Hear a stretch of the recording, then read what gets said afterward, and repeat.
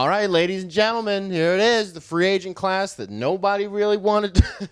We weren't really that excited for this, but admittedly, it did end up being a little bit more interesting of a night than I think most of us thought that it would be. Admittedly, it's probably all downhill from here, at least until the DeMar DeRozan thing happens and the Josh Hart sweepstakes are kind of interesting. There's some little things here and there that I think people are going to be interested to see what happens. But for the most part, all the cool stuff was probably... How true is that? I don't know. As of this recording, there have been 49 signings. So you may be watching this, and maybe there was something that happened that I don't know about, like the DeMar DeRozan thing. Well, let's very quickly go down the list, and let's talk about everything that's going on. I do want to mention this real quick.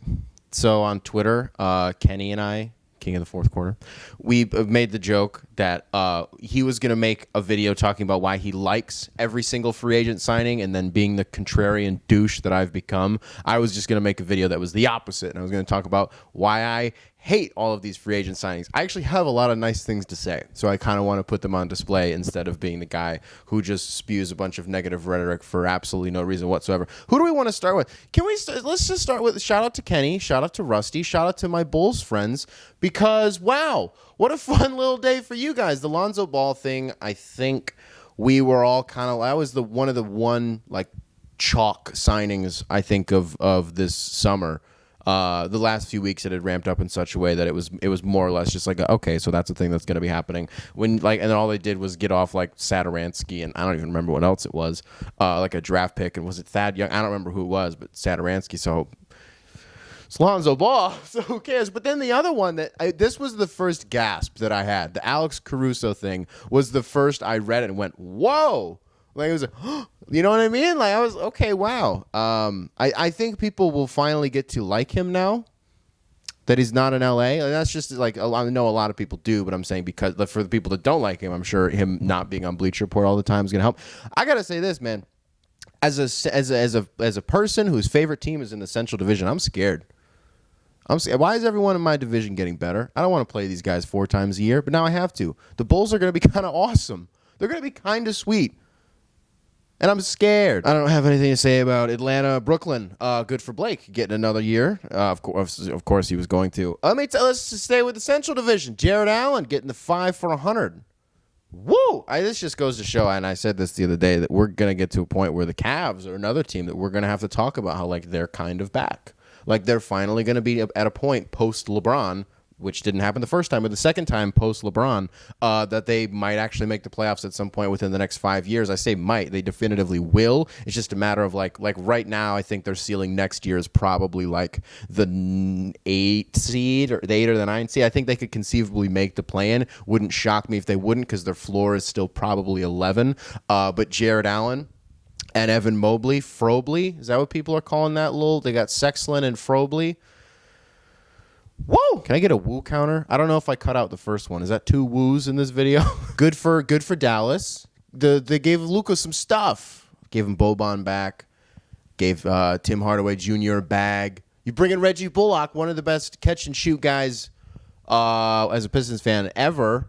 Reggie Bullock, just one of my favorite three-point shooters of all time. Maybe not specifically off the catch, but just off one dribble, no matter what it is. Spot up, great spot up guy. Love Reggie Bullock. He's going to get a lot of open looks alongside Luka, so that's going to be super duper fun. Sterling Brown, another guy that I never loved him in Milwaukee. I've always loved Sterling Brown the person, but the basketball player I was always kind of up in the air. He was great in Houston though. So Denver got back Austin Rivers. And then probably one of the almost under the radar, signings of the offseason was Jeff Green. And we look at Jeff Green as this perennial journeyman, and how basically if you're a contending team, he's a guy who you want, unless you were Utah a few years ago and you just were like, nah, we don't want Jeff Green after they stole him away from Detroit.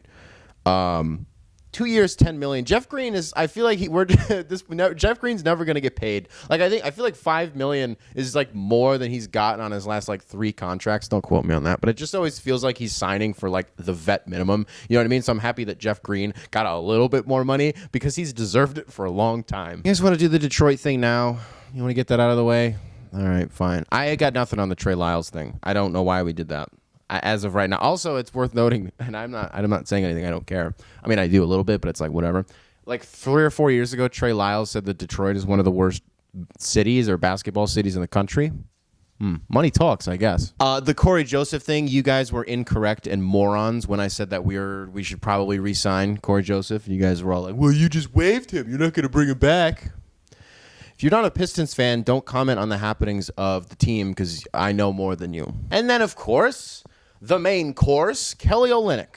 And look, if I get the whole Kevin Love thing out of my head, and the fact that he's tried to do that to like 40 other players, I like him on my basketball team. People cite the ridiculous numbers that he was putting up in Houston as if it's indicative of what he's going to do in Detroit. No, Houston was actively trying to tank and giving Kelly Olynyk high-volume games because they're like, probably going to lose if we do this, and that's the objective. And look where it got them. They have Jalen Green, and they had like the best draft in the league this year. So thanks, Kelly Olynyk, tank master. Which, by the way, Corey Joseph, another tank master. But no, the Olynyk thing, you're bringing him in if he's not going to back. I need to stop talking about Detroit. This isn't about Detroit. I like the Olynyk thing. It makes sense for Detroit. I tell you what, the Daniel Tice thing, as we just brought up Houston, might as well just keep rolling with it. Daniel Tice was like this weird prize that a lot of people were pissed that their favorite team missed out on this year.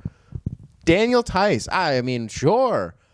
It just seemed weird. The David Nwaba thing, he's been one of those, like, if you know guys in the league for, how long ago was he in Cleveland? Like 3 years ago, and then I think he had a stop in Brooklyn. David Nwaba has always been one of those dudes that I've really, really enjoyed, and I feel like is kind of like an NBA hipstery, like, who do you like pick? You know what I mean? Because most people are going to be like, why do you like David Nwaba? Like, if I had to describe what I like about him, I would just say, my notes would say, he does all the right stuff. And that's it. Everybody's making the jokes on Twitter about, you know, the Lakers getting the old bands back together and just getting back together with a bunch of their exes. They bring in Ariza, they bring in Bazemore, they bring in Wayne Ellington, and Dwight Howard's back for the third time. So I was saying in the previous video where I was like, how is this going to work with the Lakers? And what I said was, obviously they're going to bring in a bunch of, you know, veterans that can actually, you know, shoot the hell out of the ball. And well, hey, that's what they're doing right now. Wayne Ellington, another Pistons guy that I've just always really, really loved, just as a person and as a player, just consistency through and through. Good for the Lakers. I don't know. They're doing stuff, and I don't care. Now, this is a part of the video where I say it, and I know that a lot of you, if you are a regular participant in watching my videos, look, we got to talk about Miami, that they did good things today. The Heat did good things today, and I'm refusing to make eye contact with the camera because it makes me upset. It makes me mad. You bring in Kyle Lowry, and I think the way that he's going to unlock and maximize Bam Adebayo next season, that's going to be terrifying. And first of all, the Jimmy Butler extension I will maintain is objectively hilarious in how terrible it is, but also what was Miami going to do? You know what I mean? So I'm not mad at them for it. It's whatever, because their hands were tied, but you know what I mean? And people are mad about, like, also the PJ Tucker thing. Look, from what we know, it seems like Milwaukee just didn't offer him a contract, and I get it, but also I don't, so that sucked. Good for the Heat. Just feels like a really sucky place for PJ Tucker to go. Of all places, you go to the Heat. Not that he was a part of the team last year. That's not his business. He doesn't have that malice in his heart, you know, the way that most of those guys in Milwaukee do. But it's still like, you know, there are a lot of people who are talking about Miami. Duncan Robinson, that's a lot of money. But it's also like, shooters aren't cheap, and that's what we're learning. The weirdest thing about this market right now is all the shooting is coming at like a really weird and almost costly, like overly costly price. It's being oversaturated because of how shallow the market is. So teams have to outbid other teams, and then the price gets jacked up. Duncan Robinson's not really the example here, but I'm just saying, like, that's what shooters get paid nowadays. But no, the Lowry thing and the Jimmy thing, and it's like people have already started to talk about how Miami's going to be tying themselves to a lot of money with these two main guys who are like not old, but like getting up there by the end of their contracts. It's like whatever. And it's like, I don't know, man, because the way that like medicine and training and like performance centers have evolved over the years, like guys, no matter how physical they are in the way that they play, like a guy like Jimmy Butler is, or a guy like Kyle Lowry is, they're able to preserve their bodies in such a way that they're able to play later into their 30s than people were even a decade ago, right? So I would say that there's Kyle Lowry and Chris Paul, the physicality with which they play is at least in the same paradigm. I'm not saying they're the same player. I'm saying they're both very physical, though. So I think that there's also, it's not like Lowry's showing any signs of slowing down. Like, he was Toronto's point guard for what, like 8 years, something ridiculous like that, and he helped eclipse the over in Vegas win totals 7 of those years. Last year was the only year they didn't, which was an anomaly of a season anyways. Kyle Lowry, the greatest Raptor of all time. Leave your comments to yourself. I don't give a damn about your opinion on that unless you agree with me. Don't say Vince because you're wrong. Most influential. Let's do it. Kyle Lowry's the greatest Raptor of all time. Maybe Kawhi had the greatest season of all time. Vince Carter's the most influential Raptor of all time. Let's get off the heat. I'm sick of these guys. We need to talk about something else. You want to talk about a team that was kind of like, they almost felt like they were they overachieved and were like a one-hit wonder, the way that it felt like Miami was a year ago, and then they sucked this year, and it's like, well, now Miami's already back. The Knicks. And this isn't my take. I'm just saying it feels like there's a pretty big pocket of people out there that think the Knicks overachieved this year and that it's an anomaly and that they're not going to be back. And so they go out this year and they bring back Nerlens Noel. They bring back Alec Burks. They bring back, did I say Alex Burks? Alec Burks. They bring back Derrick Rose. And I'm glad Derrick Rose finally got paid some money again. So you talk about Jeff Green. I'm glad Derrick Rose got paid some money again. Woo! Is that woo number 3? They gave Derrick Rose some money, guy who can still very clearly score 23, 20. Why did I say 23? I'm all over the place right now. Can very clearly score 20 points a game still on a Knicks team that has struggled to find offense intermittently throughout last season under Tibbs. And then the Fournier thing is weird, and it's like, I guess that's better than what alternatives they've had. But you're running most of the offense through Julius Randle anyways. You know what I mean? So it's like, good for the Knicks. And people are like, well, they're just going to run it back with a team that got lucky. It's like, would you rather them just completely eviscerate their own team, a team that has shown that they're at least capable of making a run? No, that would be super dumb. We have to talk about how Leon Rose is saving the Knicks. And I should be making a video about it. But I don't want to talk about the Knicks. But I know that I should, because the Knicks are finally not a joke. I mean, no, they're not. Bobby Portis staying in Milwaukee, a guy who could have gotten he could have gotten a lot more money elsewhere. It just goes to show that he was dead serious when he talked about how much the city and the organization meant to him, and he left several $1 million on the table. So Bobby Portis.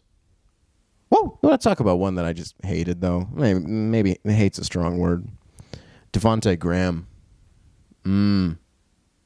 Really? New Orleans. That's Zion. That's what you're gonna get him, a guy who's a worse shooter than Lonzo. Cool. Okay. Yeah. I don't know. I just thought that one was funny. Good for David Griffin. What else we got on here? Mike Conley. Back to the Jazz. Good deal. I mean, Mike Conley's just through and through on both ends of the floor. We all love. Did anybody hate Mike Conley? Everybody loves Mike Conley, right? The Gary Trent thing. Some people were mad about that. What did he get? 3 for 54. He's just an amazing shooter. That's why. The Doug McDermott thing. That price was weird, but it was like, I get it, but it was also like, was that a little high? But then it just goes back to the point I was making earlier. The Zach Collins thing. I just hope he's able to get it together because I got nothing on that. The Rashawn Holmes thing. Oh, Norman Powell staying in Portland. They got the Cody Zeller thing. Everyone's like, well, surely Dame will stay now. They got Cody fucking Zeller. And it's like, okay. But Norman Powell is like, okay, so you got your CJ McCollum replacement, or so the internet tells me. We'll wrap up on the Rashawn Holmes thing. That sucks for him. Charlotte really threw the wrench in the spokes on Rashawn Holmes. I mean, talk about by trading for Mason Plumlee and then drafting Kai Jones, because it was one thing if you just drafted Kai, because we all assumed they were going to do that. We knew that was going to happen. That was chalker than chalk. The Plumlee thing was interesting. And then it was like, what is he going to go to Toronto? Maybe he's going to go to Dallas. Where's Rashawn Holmes going to go?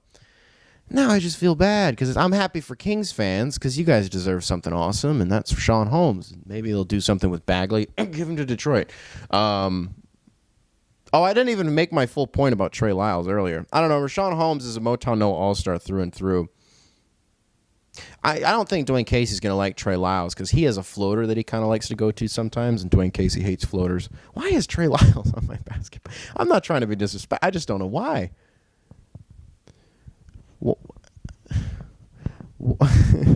Why?